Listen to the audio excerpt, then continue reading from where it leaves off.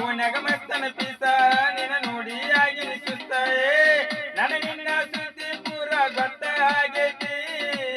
ನಿಮ್ಮ ಮಂದಿ ಕಡಿಯಾಕ ನನ್ನ ಬೆನ್ನ ಹತ್ತೈತಿ